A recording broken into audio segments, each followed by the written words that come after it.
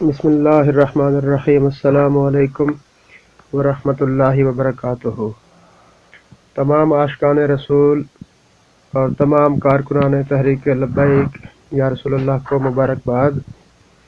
آج صبح دہشت گردی عدالت نمبر 1 لاہور میں تحریک لبیک یا رسول اللہ کے قائدین کو عدالت میں پیش کیا گیا۔ ہزاروں عاشقان رسول نے استقبال میں حصہ لیا اور من و پھولوں کی برسات کی گئی۔ تمام عاشقان رسول نے اپنے محبوب قائدین جناب محترم علامہ خادم حسین رضوی صاحب اور پیر محمد افضل قادری صاحب کی زیارت کی۔ حکومتی وکیل نے عدالت میں بے بنیاد الزامات عائد کیے، جس پر تحریک لبیک کے وکلاء نے عدالت کو ویڈیو چلا کر دکھائی، جس میں یہ ثابت ہو گیا کہ قائدین اور کارکنان کی طرف سے کوئی توڑ پھوڑ سامنے نہیں آئی۔ عدالت اس پر مطمئن ہوئی اور جس وقت گرفتاریاں کی گئیں ظہر کی نماز کا وقت تھا، تمام علماء کرام نماز پڑھا رہے تھے۔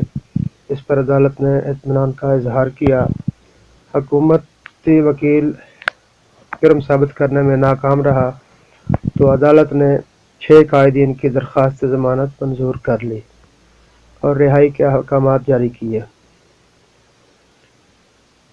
نمبر 1 علامہ شفقت جمیل صاحب، نمبر 2 علامہ مفتی محمد عابد رضا صاحب اور پروفیسر شفقت رسول صاحب، پیر اعجاز اشرفی صاحب کو لاہور سے رہا کر دیا گیا اور قائم مقام امیر اول ڈاکٹر شفیق امینی صاحب کی ضمانت بھی منظور ہو گئی اور رکن اسمبلی مولانا ثناء اللہ صاحب کی رہائی بھی ہو چکی ہے۔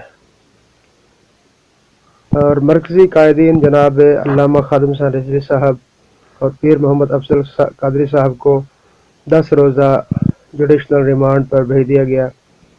10 دن کے بعد دوبارہ پیشی ہوگی۔ انشاءاللہ باری تعالیٰ بہت جلد مرکزی قائدین بھی رہا کر دیے جائیں گے انشاءاللہ۔ تاجدار ختم نبوت زندہ باد زندہ باد، لبیک لبیک لبیک یا رسول اللہ۔